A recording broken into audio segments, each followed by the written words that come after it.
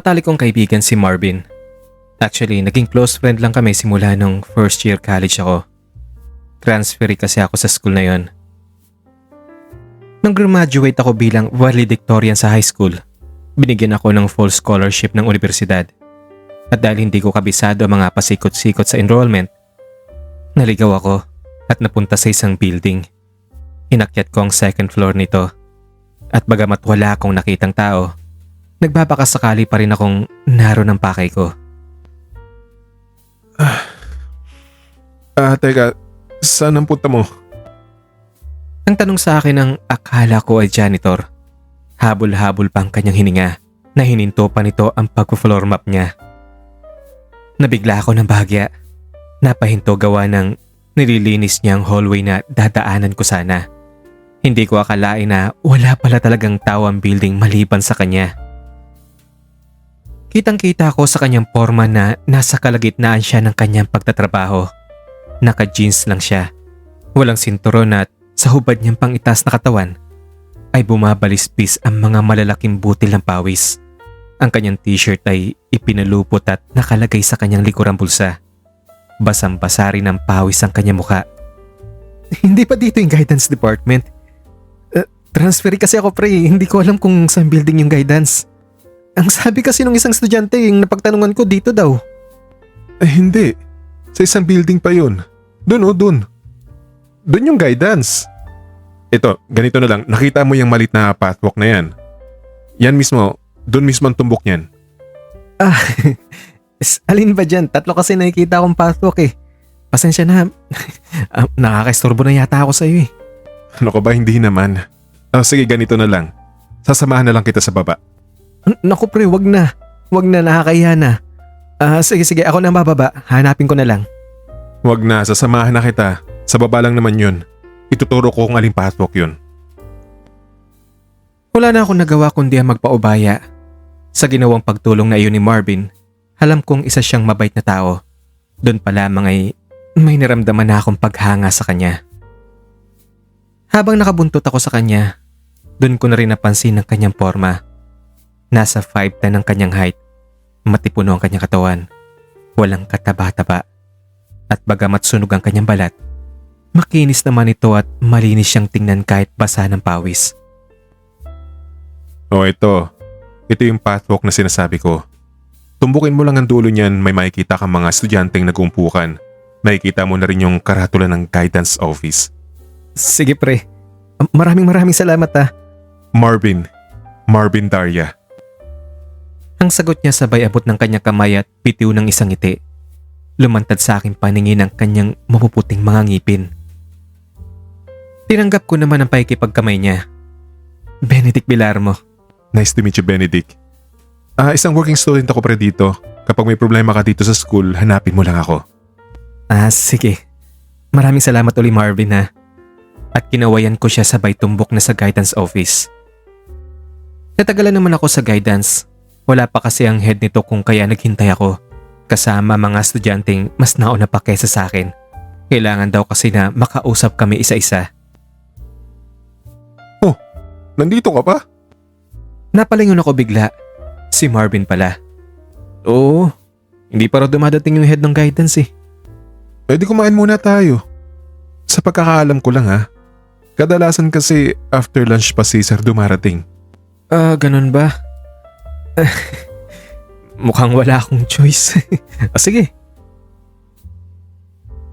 Kumain kami sa kantin. Kanya-kanya kami ng bayad.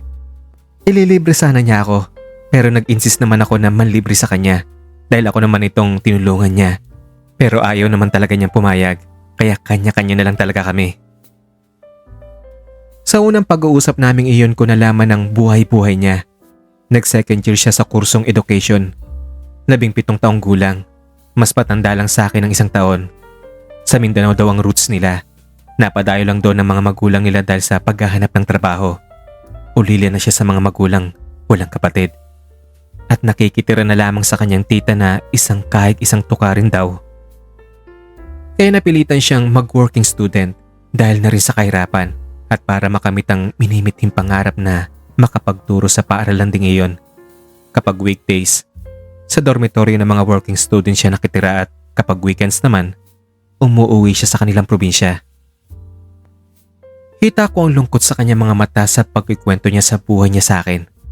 Doon pa lamang ay may awa na akong naramdaman para sa kanya. Halos pareho rin ang buhay namin. Nanggaling sa isang mahirap na pamilya. Nagsumikap na makatapos sa pag-aaral.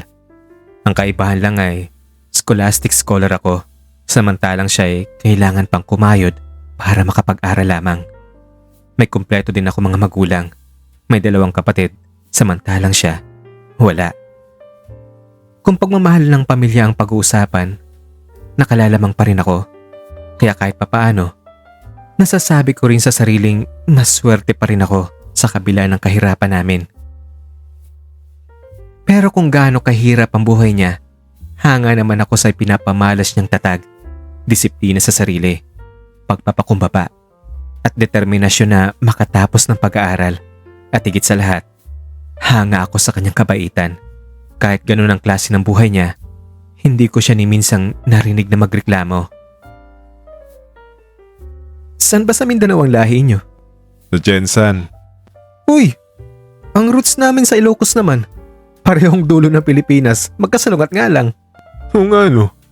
At dito tayo sa Bisaya nagtagpo. Mabuti na lang talaga, nakilala kita dito pre. Kasi sa totoo lang hindi ko talaga alam ang mga pasikot-sikot sa eskwelahang ito. Maswerte ako na naging kaibigan kita. Yun. Mas maswerte ako. Nagkaroon ako ng kaibigang matalino na, artistahin pa ang dating. Sigurado ako may papansin na sa akin yan kapag palagi kitang nakakasama dito. Sasabi mo dyan, artistahin talaga. Nung nagsimula ang klase at naging best friend ko si Marvin, actually, hindi lang best friend. Kung may higit pa sa salitang best friend, yun na siguro yun. Palagi niya akong dinadalaw sa dorm ko. At kapag may bakanting oras kaming dalawa, palagi kami magkasama niyan. Kahit saan. Mapa library, mapa kantin, mapa botanical garden ng school, mapa off-campus na lakad. Kapag dinadalaw naman niya ako, nagdadala yan ng kung ano-anong pagkain.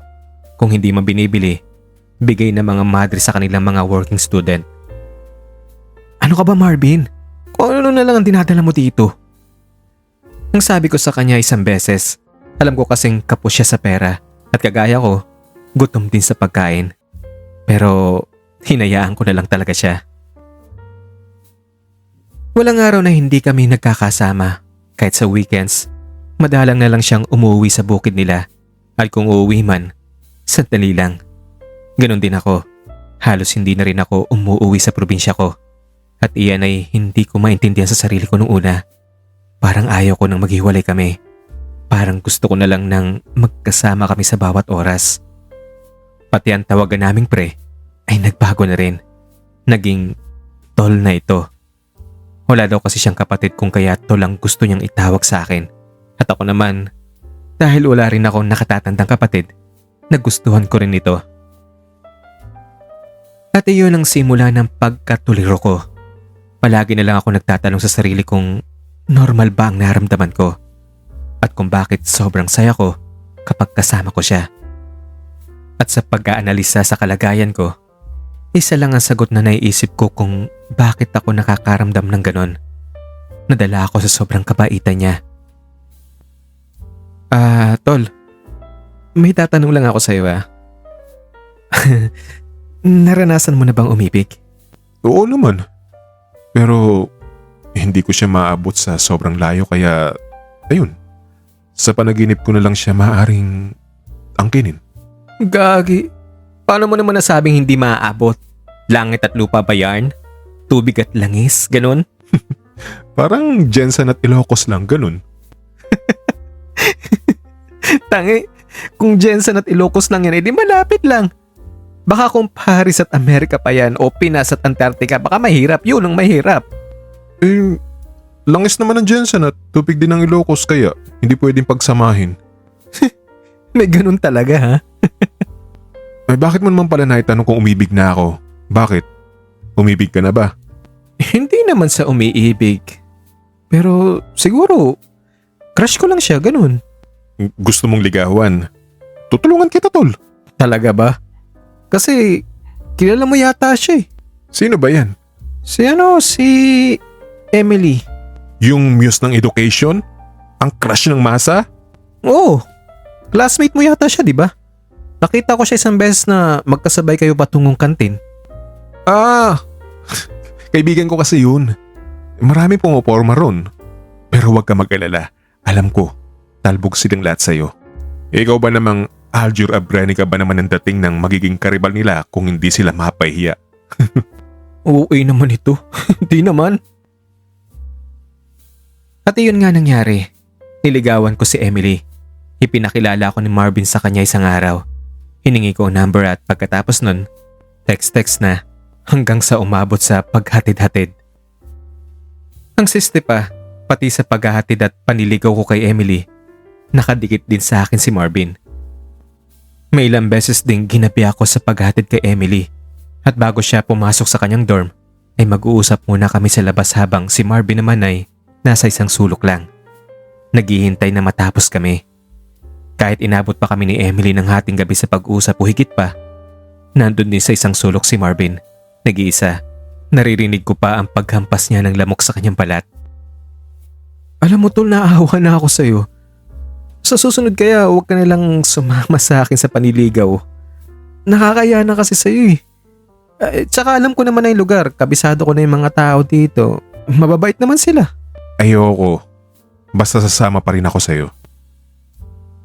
Kaya wala na ako nagawa kundi ang isama siya sa bawat pagdalaw ko kay Emily. Ang problema nga lang, parang nahati naman ang atensyon ko sa dalawa.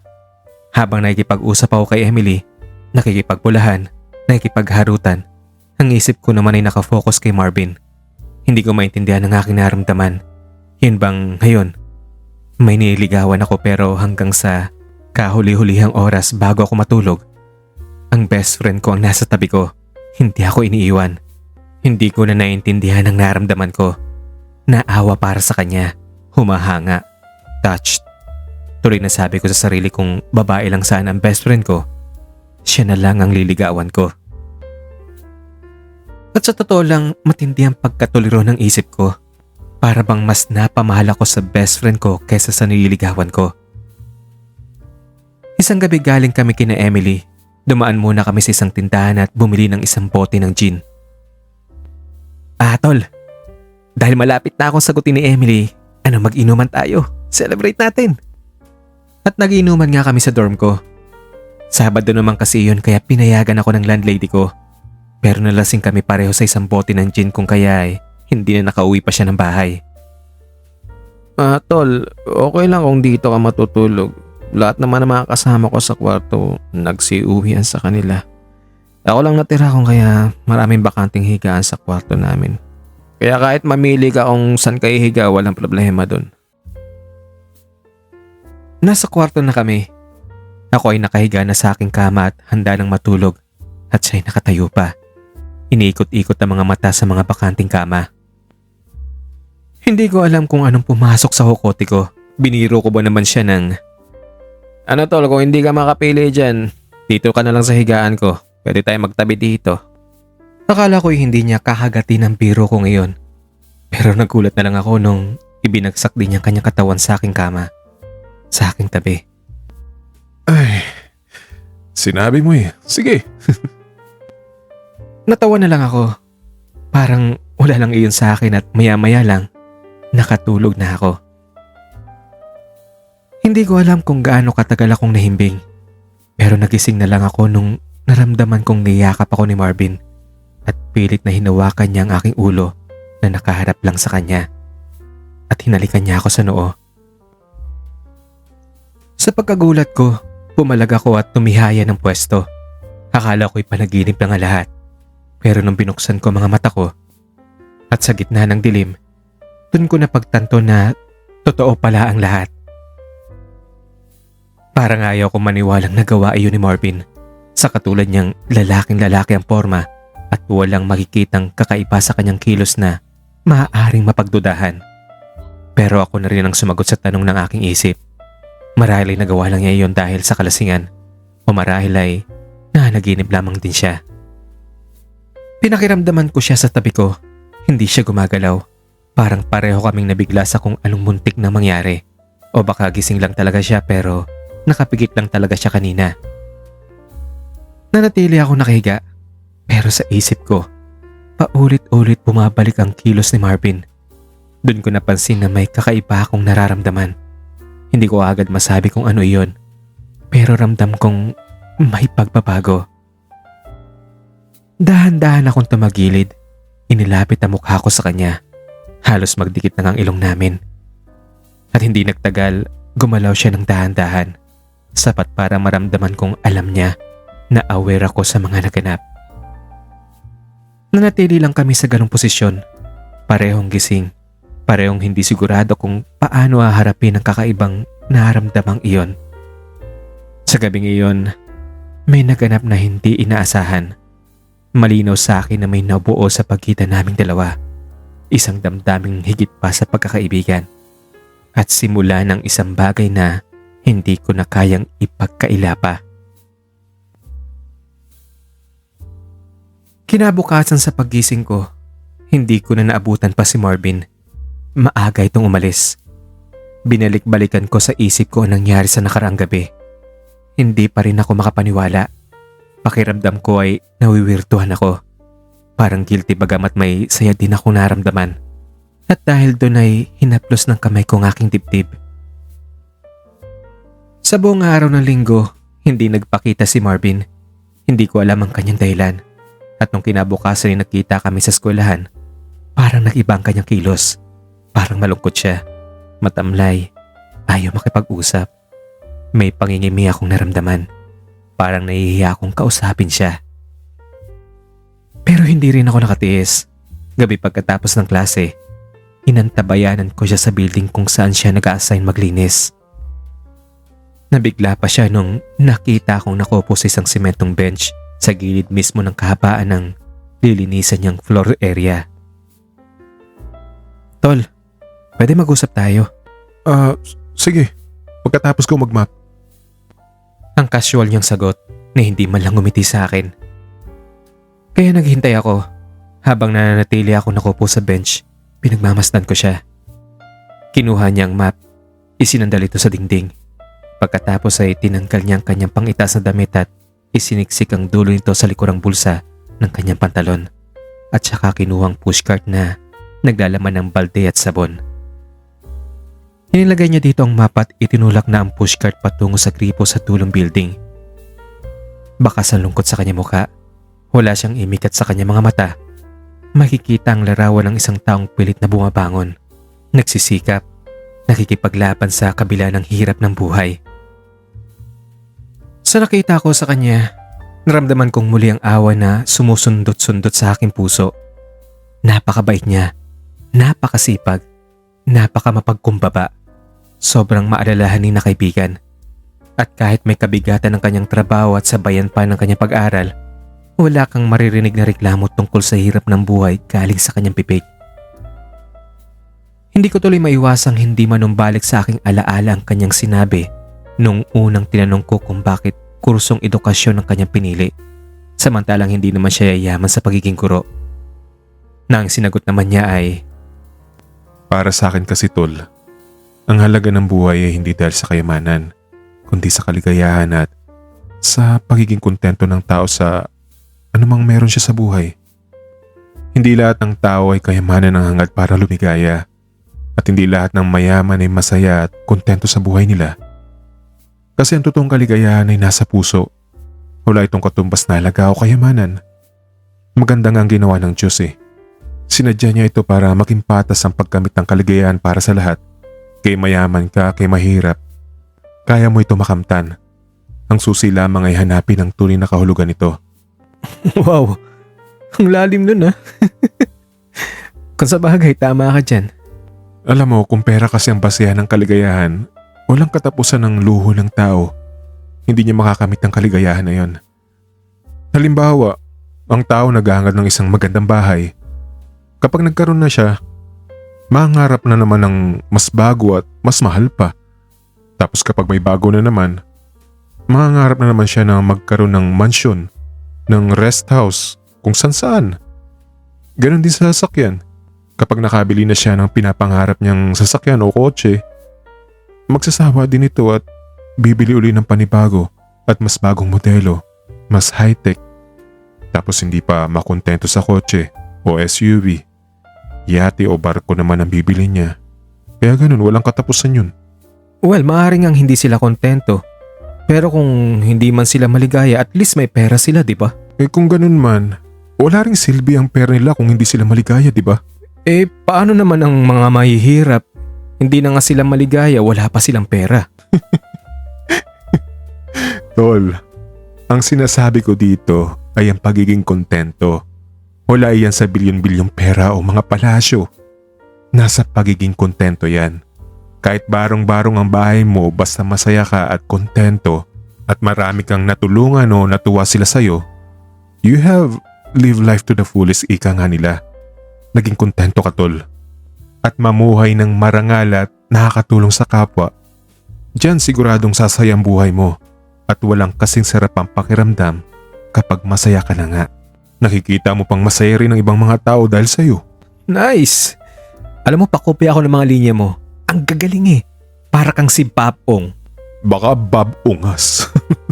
Pero ako, pera pa rin ako. Di okay lang. Choice mo yan sa buhay mo eh.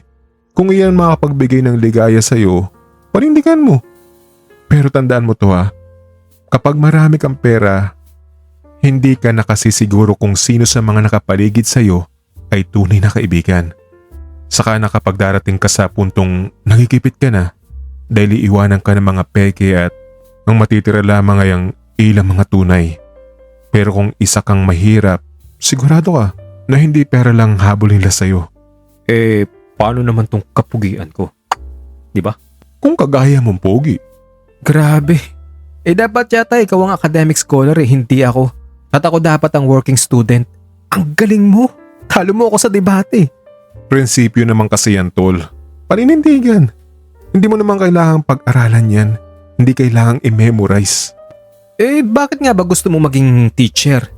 Bakit hindi nilang pare, doktor, nurse, engineer, meteorologist, volcanologist, biologist, scientist, social worker, weather forecaster, taxi driver, o di kaya embalmer? Lahat naman yan ay makakatulong, di ba? Ikaw talaga. Pero narinig mo na ba yung kwento ng mga namatay na engineer, doktor, pulis, abogado, businessman at in-interview ang mga kaluluwa nila ni San Pedro bago papasukin ng langit? Narinig mo na ba yun? Hindi. Ano ba yun? Okay, ganito yun. Tumakinig ka. Nasa bungad pa lang sila ng pintuan ng langit noon. Nag-uunahan na sila sa pila at nagyayabangan pa na, syempre, yung teacher medyo nag-aalangan kasi nga hindi kagaya ng mga engineer o doktor na sikat sa mga tao dahil sa mga garang projects at nagawa. Ang mga guro ay nasa klase lamang, nagtuturo, nag-aaral, nagsusulat. Simple lamang ang trabaho niya, yun ganun. Kaya nagpahuli siya sa pila. Hindi rin kasi siya siguradong makapasok ng langit dahil marami rin siyang pinagalitan, sinermonan. Hinayaan na lang niyang ibang mga may magagaling na propesyon ang mauna. Nung nandun na si San Pedro, ang engineer ang nauna at nagmamayabang na siya daw ang gumawa ng buildings, mga highways, mga tulay at mga gandang palasyo at mga architectural feats, ganun. Tingnan ni San Pedro ang kanyang kodigo at nakita nga niya mga ginawa ng engineer sabay sabing, "Pasok!" Tapos yung turo sa pintuan. Para bang gusto ni San Pedro na makapasok agad siya. Tapos sumunod ng doktor. Nagmayabang din. Marami daw siyang nagamot na may mga sakit. Tapos tingnan muli ni San Pedro ang record sabay sabi ulit ng, "Pasok!" Yun lang. Tapos yun, sumunod ng pulis. Nagmamayabang din na marami siyang nahuling mga masasamang loob. Mga magnanakaw, mga ganun, talagang mga halangang bituka. Tapos sabi ulit ni San Pedro, "Pasok!" Nung yung teacher na ang kaharap ni San Pedro, tinanong siya kung ano ang kanyang mga nagawa sa buhay. Nanghingi siya ng dispensa. Nanghingi ng dispensa yung guro. Gawa ng wala raw siyang magawang konkretong bagay o nagawang konkretong bagay. Tinignan ni San Pedro ang record sabay sabing, ikaw pala. O sige, diyan ka sa kabilang pintuan pumasok. Yun, nagulat ng guro. Tapos nagtanong kung bakit hindi sa ibang pinto siya pinapasok. Hindi siya sinagot ni San Pedro bagkus ay nagmaktol ito. Ang hiyayabang ng mga iyon. Sabay turo sa mga naunang propesyon. Akala nila, hindi ko alam na kaya nila ginawa ang mga kanilang trabaho ay dahil sa malalaking halaga na kanilang natatanggap o nakulimbat. Pera lang ang sinasamba nila sa mundo. At ito pa, nagmamayabang na magagaling sila eh. Hindi naman sila magiging ganyan kagaling kung hindi mo sila tinuruan, di ba? Hindi nga nila pinansin ang mga magandang asal na itinuro mo sa kanila. Ay, hindi pa rin talaga silang tututo. Napahinto siya ng sandali at inutusan ng guro.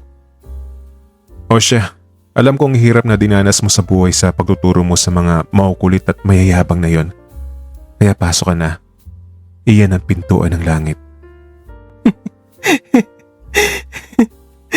Ang galing naman. Sa sinabi mong yan, sa kwento mong yan, parang gusto ko na rin lumipat ng kurso at maging teacher na rin.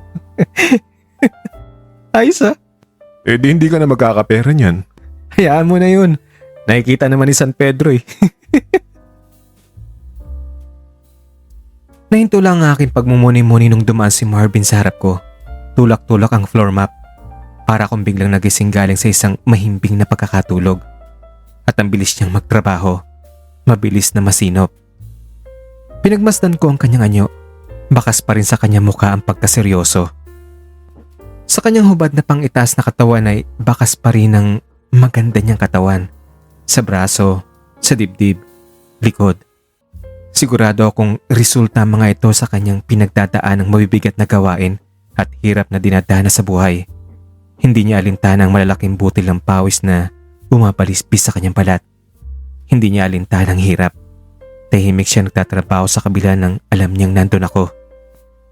Nanibago ako sa inasta niyang iyon. Dati-rati naman sa ganong sitwasyon kung saan nagmamap siya ng sahig ng school na iyon at nandun akong nakatunganga. Nakangiti ito na abot tenga pa. Masaya siya at bakas ang tuwa sa kanyang muka at nagagawa pa nitong magkwento at magpatawa kahit nagtatrabaho. Pero iba sa pagkakataong iyon, may mga katanungan ng aking isip habang nakikita siyang ganon. Una ay yung matinding pagkaawa ko sa kanya kung bakit ko naramdaman ng ganon. Pangalawa yung naganap ng gabing iyon, kung sinadya niya ba iyon o lasing lamang siya o nanaginip lang. Pangatlo ay ang ipinapakita niyang lungkot na halos hindi niya na ako kinikibo. Pangapat ay dapat ko ba siyang pagalitan sa ginawa niya? At ang panglima ay ang aking naramdamang kalituhan. Ewan ko rin. Parang simpleng bagay lang naman ang lahat. Pero bakit parang napakalaking problema ang mga ito sa akin? Tapos na ako, tol. Saan tayo mag-uusap? Sa plaza na lang kaya, tol. Daladala ang siopaw na binili ko sa isang stall kasama ang soft drinks na inilagay sa plastic na may straw. Nagtungo kami sa Bayview at naupo sa isang sementong bench na nakaharap sa dagat.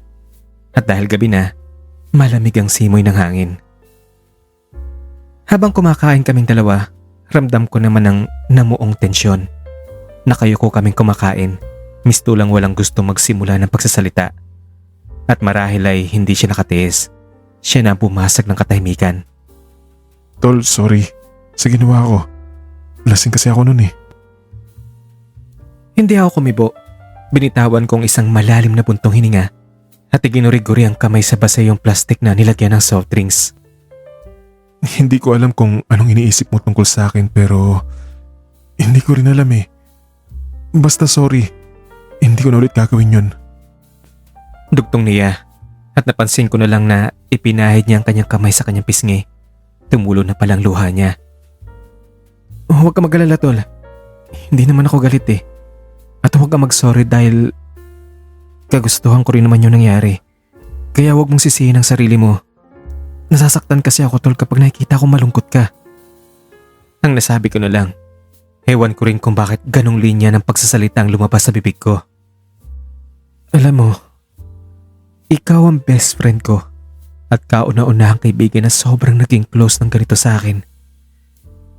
Kaya, ayaw kong nakikitang malungkot ka, tol. Hinayaan lang niyang hawakan ko ang kamay niya at maya-maya'y naramdaman kong pinipisil na rin niya ang kamay ko. Naiwan ko ba? Sa ginawa kong iyon ay parang magjowa tuloy ang dating namin. Saan ka ba makakita ng dalawang lalaking magkatabing nakaupo, dikit na mga katawan, magka-holding hands sa isang lugar na madilim na halos kami lang ang tao. Kulang na lang ay magyakapan kami. Salamat, tol, ha. Sa totoo lang, ikaw lang din naman ang best friend ko eh. At saka sana hindi na tayo magkahiwalay pa. Siyempre naman. Bakit ba tayo maghihiwalay? Ano man ang mangyari, hanapin pa rin kita. At dito sa puso ko, wala nang iba pang papalit sa'yo. Bilang best friend ko. Sorry talaga, tol, ha. Sabi nang wag na magsusori eh. Pag nagsorry ka pa, kakagatin ko tong kamay mo. Sige ka. Hindi na. Alam mo tol, may nag-recruit sa akin na sumali sa isang fraternity ba yun? Ano? Tol, huwag kang sumali dyan. Huwag. Bakit naman? Delikado ang grupo na yan. Hindi sila takot pumatay at mamatay. Tsaka may kinalaman ng grupo na yan sa pagtutulok ng pinagbabawal na gamot. Ban nga sila sa ibang campus eh. Talaga? Makapangyarihan ang grupo na yan. Parang parang sindikato, ganun, mafia. May mga politikong taga-suporta. Marami nang pinatumbayan dito sa lugar na ito at pinaghihinalaang sila ang may kagagawan. Kapag napag-initan ka nila, titirahin ka. Ganun ba? Mabuti na lang nasabi mo sa akin yan. Oo. At saka malalaman mo na lang kung ikaw lang susunod kapag binigyan ka nila ng pulang rosas na tinanggalan ng petals. Kung ay binigay na rosas nila ay wala nang natirang petals, patay ka na. Tutudasin ka na nila. Kung may petals pa, warning pa lang nila yun ang ibig sabihin. Huwag mong ituloy kung ano man ang gagawin mong matatapakan sila. Kung gagawin mo pa rin, may warning uli. At mas konti na lang ang petals hanggang sa bigyan ka ng panot na rosas. Sureball ka na dun. Ganun ba? Nakakatakot palang grupong yan. Kaya kahit anumang mangyari, huwag kang sumali sa kanila. Ipangako mo sa akin yan, tol. Pangako, tol. At salamat sa paalala, ha. Wala nga naman. Sige, change topic na tayo. Anong gusto mong topic? Ikaw? Ako? Ang gusto mong topic ako? Gagi. At ano naman ang pag-uusapan natin tungkol sa'yo? Ang pagkagwapo ko. Ang talino ko. Ang mga nagkakaroon ng crush sa akin. Sa bagay, gwapo ka naman talaga at matalino pa. Uy, ikaw ha. Imo ka na naman dyan. Oy, kumusta na nga pala panliligaw mo kay Emily? Ngayon, wala pa ring resulta. Hindi pa ako sinasagot. Sabi niya pagkatapos na raw ng midterm test. Sa susunod na buwan pa yun, di ba? Dati sabi niya malapit na pero ewan kung bakit nagbago yun. Mahal mo ba talaga siya?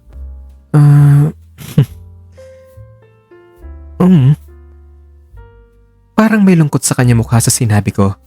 Sa akin naman, parang hindi ko rin maintindihan ang sarili kong kinikimkim. Parang hindi ko kayang bigkasin sa kanya na mahal ko nga si Emily. Maligo na lang kaya tayo, tol.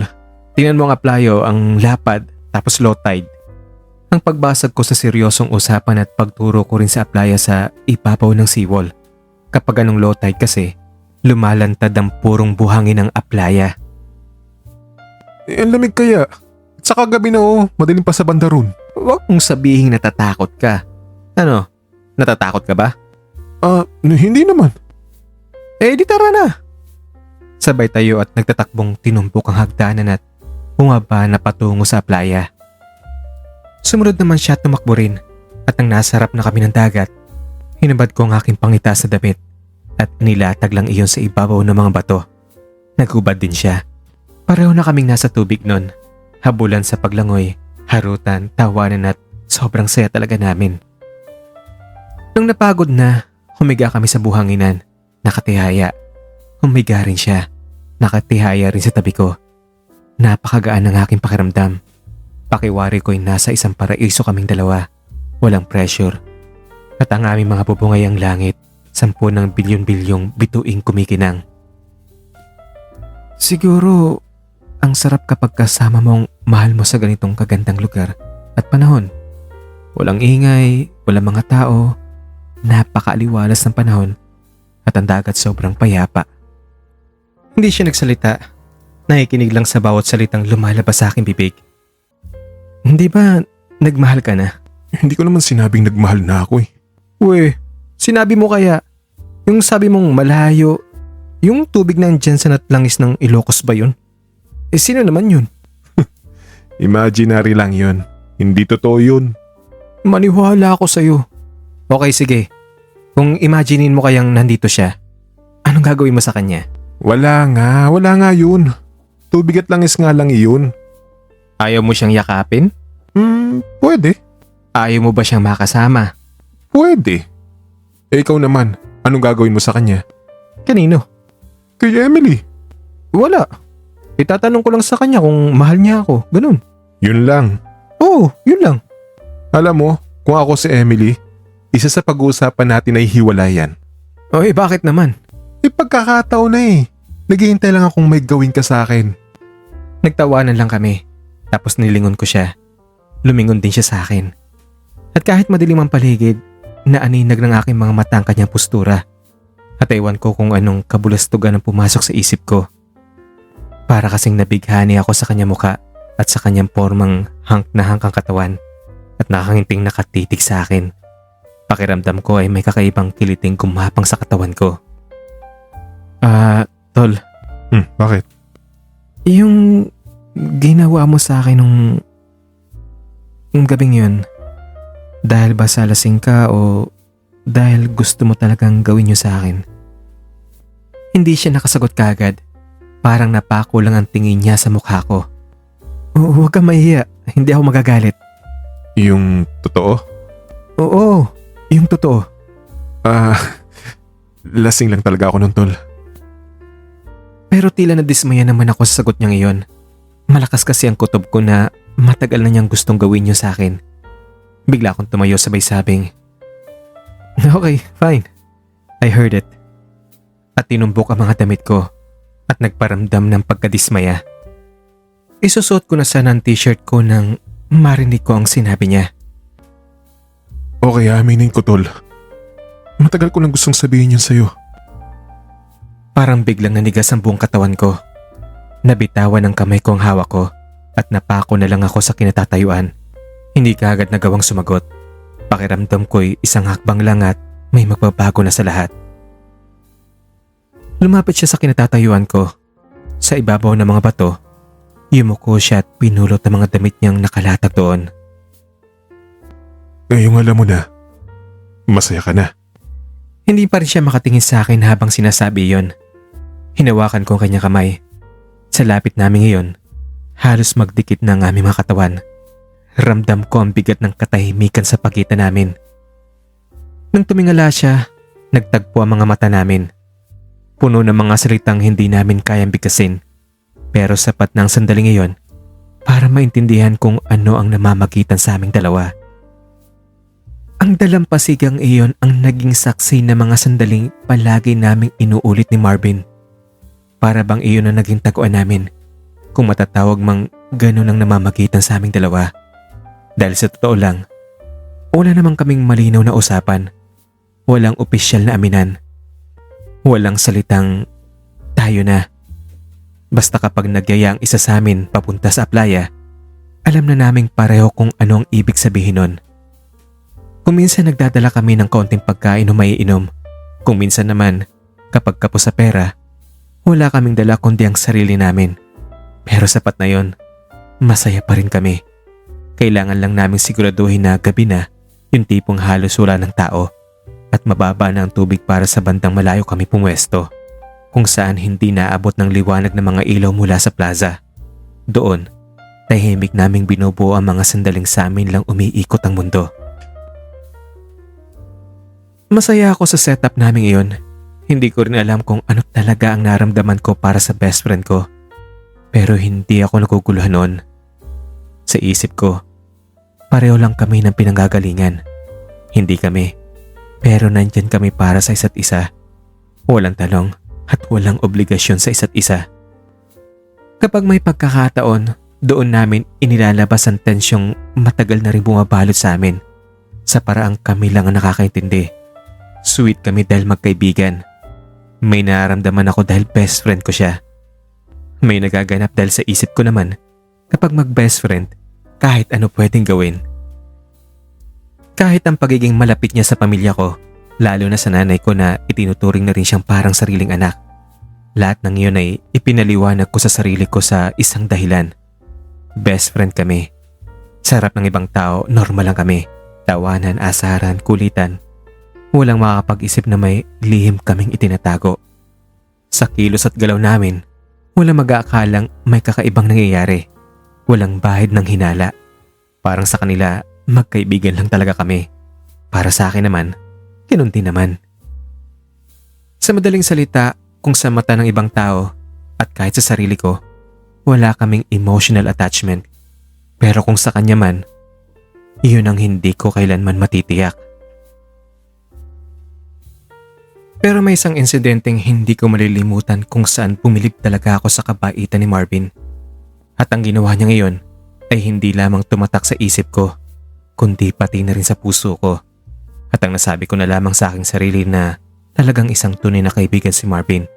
At napakaswerte ko na nagkaroon ako ng kaibigang kagaya niya. Fiesta yun sa Karatig Barangay kung saan may search for Mr. Body Beautiful. May premyong trip to Boracay. Good for two para sa mananalo. At ang dagdag pa premyo pa ay ang pagiging modelo nito sa isang fashion designer. Hinikayat ko si Marvin na sumali. Sayang din yan, tol. Pag nagkataon, makakapunta ka pa ng Boracay at libre yun, ha. At hindi lang yun, magiging modelo ka pa. Imbis na nagtutulak ka ng map dyan gabi-gabi sa mga hallways sa silid ng mga universidad, rarampa ka na lang sa harap ng mga nagtitili ang tao. At malaki pa ang kita mo dun, sisikat ka pa. Ayoko. Hindi naman ako ganyang kamacho para magpakita ng katawan. At isa pa, hindi ko kayang humarap sa mga tao. Okay lang sa akin nang maglinis kahit buong universidad pa ang linisin ko. Huwag lang humarap sa mga tao at saka, hindi naman ako gwapo, tol. Hindi ako gaya mo. Anong hindi ka gwapo? Ang lakas kaya ng apil mo. Ang ganda ng tindig mo. Ang galing ng forma mo. Ang galing mo pang maglakad. Ang galing mong ngumiti. Titig mo pa nga lang nakakalusaw na kaya. Sira ulo. Totoo kaya yun? Eh hindi naman talaga totoo yun eh. Asus! Pakipot pa to. Ako nga nababakla na sa'yo eh. Kung naging babae ka nga lang sana, liligawan na kita. Talaga? Talaga, totoo yun. Oh, bakit ganyan ka kumakatingin? Eh anong balak mo ngayon? Wala. Partang naman to. May klase tayong pareho. Gusto mo, ihag mo ako. Hindi lang hag. Kahit nga i-laptop o desktop pa. Basta nasa loob lang tayo ng internet cafe natin. Nagchat-chat. If you know what I mean. O talaga, apilyo-pilyo mo. O ano, sasali ka ba? Susuportahan kita. Sige na, tol. Hindi nga. Finals kaya yun. Ayokong isugulang pag-aaral ko sa wala namang kasiguruhang patimpalak na yan. Eh kung matalo ako, doble talo kasi hindi ko na nga nasungkit ang premyo, baka ibagsak pa ako ng mga professor ko. Mabuti kung tatanggapin nila ang paliwanag na gusto ko maging isang modelo. Eh di ako pang pagtatawanan naman ngayon, sasabihin, wow, may ambisyong maging modelo ang janitor. Sobra naman sila kung ganyan ang sagot nila. At hindi ka janitor, working student ka. Ibig sabihin nun, hindi ka tatagal sa pahinga niyan. At ano namang masama kung sasali ka? Wala bang karapatan ng mga katulad mo na mangarap? Hindi naman sa ganon. Ang ibig ko lang sabihin, hindi nila ma-imagine na ako, isang low profile, mahiyain, sasali sa isang patimpalak na tanging mga sosyal na tao lamang ang gustong sumali. Hindi ko gusto yan, hindi ko kaya yan, at wala akong ambisyong maging ganyan. Higit sa lahat, ayokong sirain o problemahin ang nakatakdang schedule ko sa pagsusulit na yun. Sa bagay, may tama ka naman dyan. Pero para sa akin tol, qualified ka talaga. Kahit sa paglalakad mo pa lang, ang ganda mong tingnan, para kang isang modelo. Proportion kasi ang katawan mo at ang ganda mong magdala. Kahit nga mga luma ang mga sinusuot mo o kahit tagpi-tagpi pa o butas-butas kapag ikaw ang nagsuot, parang gusto ko na rin magsuot ng butas-butas o tagpi-tagping damit. Gumaganda kasing tingnan yung mga iyon kapag ikaw ang nagsusuot. Dagdagan pa ng makinis mong morenong balat. May hanep. Sino ka dyan? Totoo naman kasi, ang lakas ng apil ni Marvin at kahit sabing wala siyang kaartihan sa katawan o mga inilalagay sa mukha o balat, makinis siya. At kahit anong isuot niya, lutang na lutang pa rin ang lakas ng apil niya. Hindi pa nga ako nakakaranas na sumali sa mga ganyan eh. Oo nga, pero para sa akin tol, sayang din eh. Baka lang naman. Ayoko talaga. Hayaan na lang natin sa kanila yan. Hindi ko pa rin ipagpapalit ang finals ko. Bumaba na nga mga grades ko. Sisirain ko pa sa isang patimpalak na walang kasiguruduhan. Wait. Ikaw na lang kaya ang sumali. Mas gwapo ka kaya. Ang dami nga nagkakrush sa'yo dito sa campus eh. Para kang ang freezer eh. Hindi mo pa lang, nagiyalo na ako. Nice! Ang ganda ng pick-up line mo nakakakilig. Oh, wala bang hug dyan? Gusto mo ng desktop? Mamaya mag-internet tayo. Makaka-team ka talaga sa akin. O ano, ikaw na sasali. Ano ka? Academic scholar ako. Kapag bumagsak ako sa subjects, katapusan na ng pag-aaral ko. Walang pera kaya mga magulang ko. Di mag-working student ka na rin. Pwede naman. Pero bakit ako mag-working student kung kaya ko namang maging academic scholar, diba? So iyon na nga. Nakaset na talaga mga utak namin na hindi siya sasali at lalo nang hindi rin ako.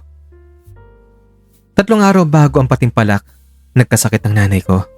Dinala namin siya sa ospital at doon napag-alaman sa ultrasound at x-ray na may mga bato ang kanyang abdo at dapat itong tanggalin sa pamamagitan ng operasyon sa lalo't madaling panahon. Para namang mawawala na sa tamang pag-iisip ang tatay ko sa paghahanap ng makukuha na pera. Nasa 30,000 raw ang gagastusin sa operasyon. Pati ako ay hindi na makapag-concentrate sa aking nalalapit na finals dahil doon. Sinabi ko to kay Marvin at awang-awa siya sa kalagayan namin. Pero wala siyang may tutulong kasi wala nga rin siyang pera. Araw iyon ng finals. Hinanap ko si Marvin. Hindi ko siya mahagilap. Pati sa kanyang classroom ay wala siya. Tuliro na ang isip ko ng mga oras na iyon. May test ako subalit marami bumabagabag sa isip ko. Kalagayan ng aking nanay, awa sa tatay ko, at si Marvin na hindi ko mahagilap. Itutuloy. Abangan ng susunod na episode.